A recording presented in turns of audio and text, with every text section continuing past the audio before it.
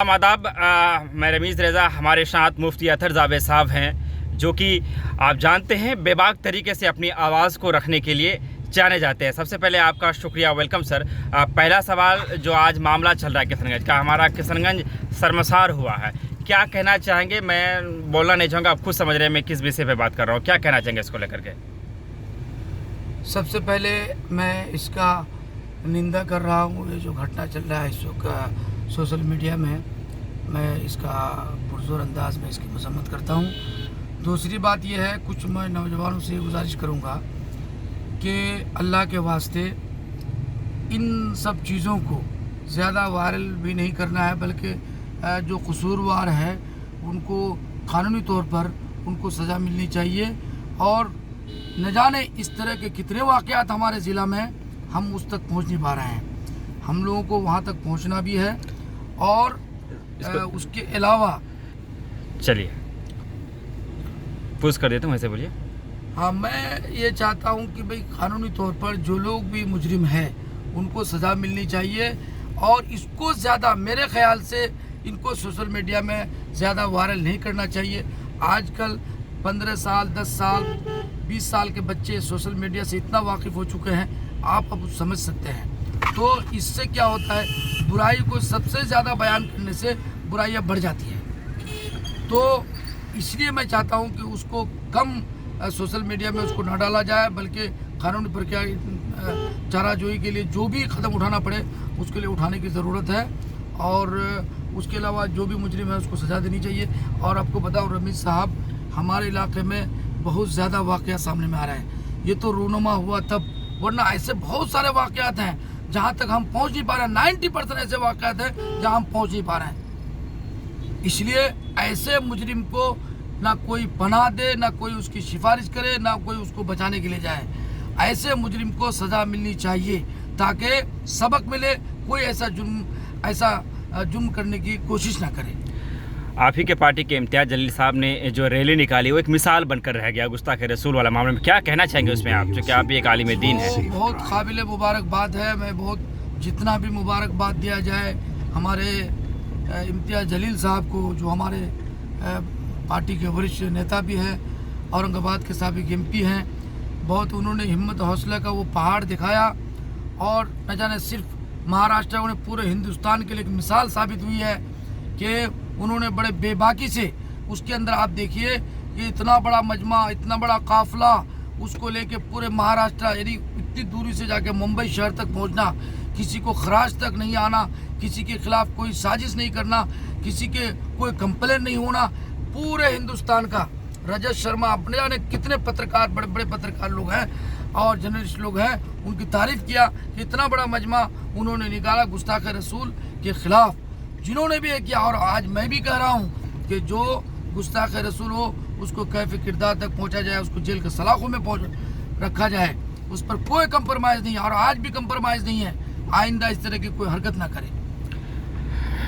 जमीयत के जो नाम मैं मिस कर रहा हूँ, एक जो बयान चला, चूँकि आप आलिम दीन भी है एक नेता के साथ साथ, तो मैं सोचा कि आपसे ही ये सवाल करना बेहतर होगा। वो क्या मामला है, थोड़ा उस पर आप विस्तार पूर्वक। देखिए, बड़े लोगों की बड़ी बात हुआ करती है। जबीतुल उलमा हिंद महमूद मदनी साहब, जो जमीयत के बहुत बड़े जिम्मेदार भी हैं, बहुत फ्रीडम फाइटर के ख़ानदान से ताल्लुक़ रखते हैं, उनकी वो बहुत बड़ी शख्सियत है, उसमें दो राय नहीं है।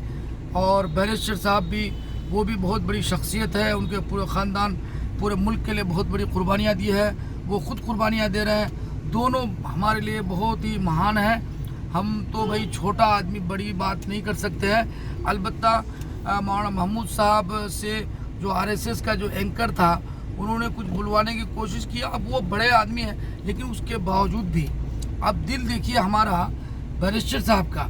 बैरिस्टर साहब ने कहा कि भाई वो बहुत एक बड़े जमीयत के वो ज़िम्मेदार हैं, उनके अपने एक जमात है, उनका अपना ख्याल है। उन्होंने अगर कहा तो कोई बात नहीं है, उनका अपना एक ख्याल अपना इजहार कर सकते हैं। तो मैं ये अर्ज़ करना चाहता हूँ कि ये इस बातों पर ज़्यादा मीडिया में उछल पुथल नहीं होनी चाहिए।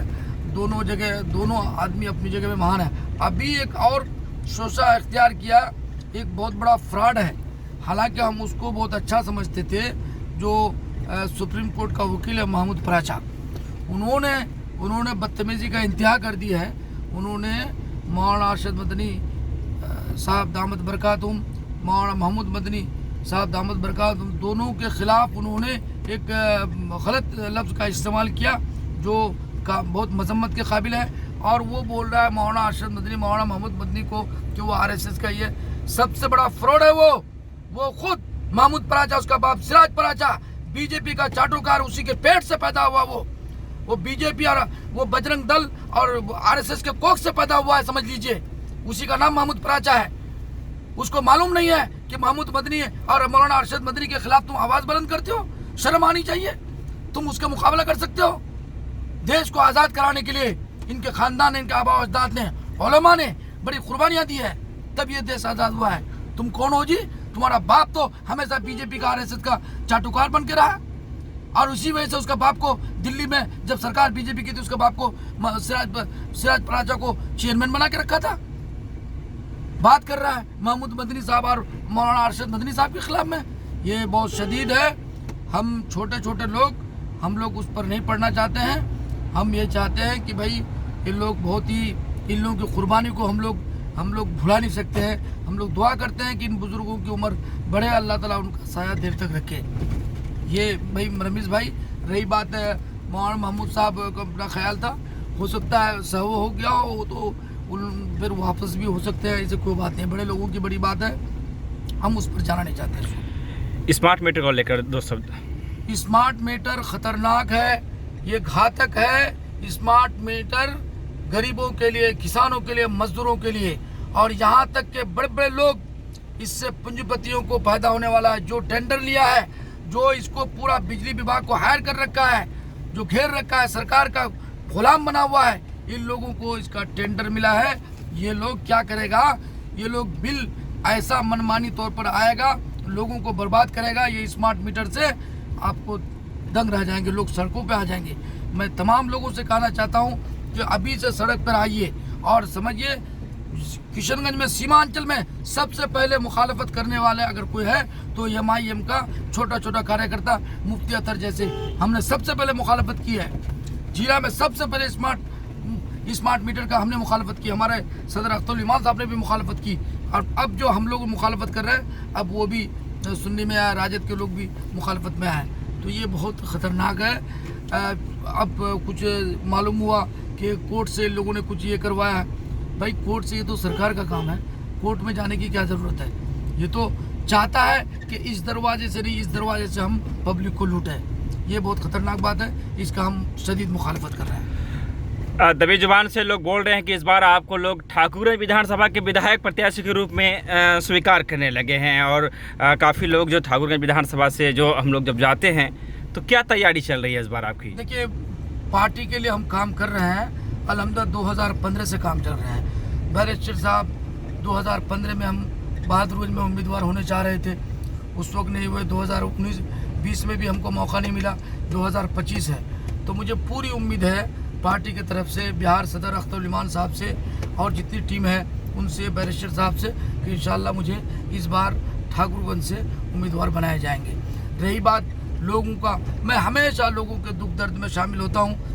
अगर कोई बीमार पड़ता है उसकी इयादत करता हूँ, कोई मर जाता है जनाजे में जाता हूँ, और कोई किसी तरह के भी हमको तकलीफ़ होती है, चाहे सैलाब के मौके पर हो, कोई आफत के मौके पर हो, हमेशा मैं लोगों के दुख दर्द में शामिल रहता हूँ और संघर्ष करता हूँ। 12 महीना, ऐसा नहीं कि चुनाव का मौका आया हम कुछ कर लिए, नहीं, हम 12 महीना एक सा काम करते आते हैं।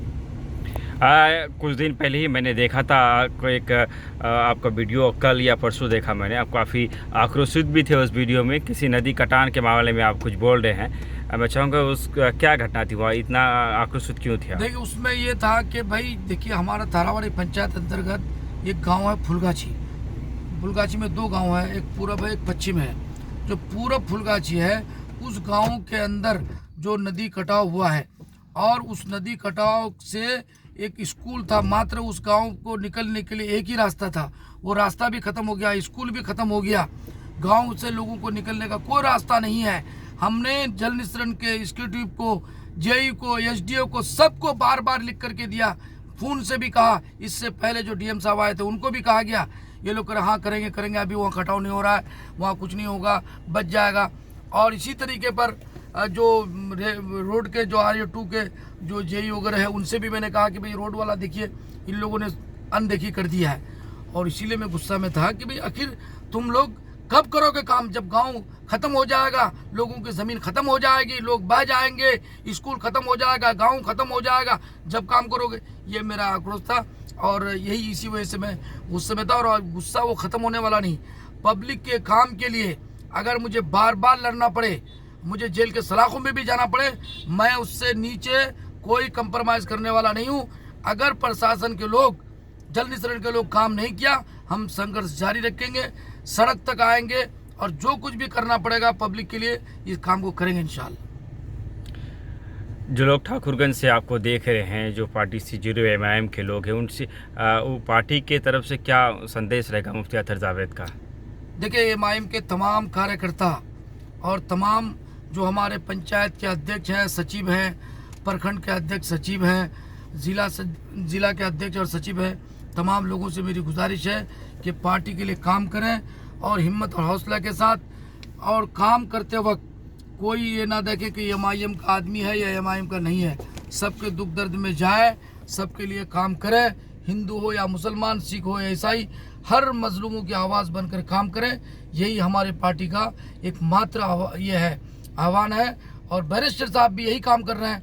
बैरिस्टर साहब पूरे मुल्क में इस वक्त अगर कोई मसीहा है, इस मुल्क में मुसलमानों के लिए कोई आवाज़ है, मजलूमों की कोई आवाज़ है, पिछड़ों की आवाज़ है, गरीबों की कोई आवाज़ है, तो मात्र बैरिस्टर असदुद्दीन अवैसी की आवाज़ है, जो हिंदुस्तान के पार्लियामेंट में या हिंदुस्तान के पार्लियामेंट से बाहर हमेशा गूंज रहे हैं और कानूनी दाव पेच को देखते हुए, तमाम पहलुओं पर नज़र रखते हुए अपनी आवाज़ बुलंद करते हैं। और इसीलिए अल्हम्दुलिल्लाह मुझे बड़ी खुशी है कि आज पूरे देश में नहीं बल्कि पूरी दुनिया में एक वाहिद शख्स है बैरिस्टर असदुद्दीन अवैसी, जो अपने बेबाकी और निडर में वो जाने जाते हैं।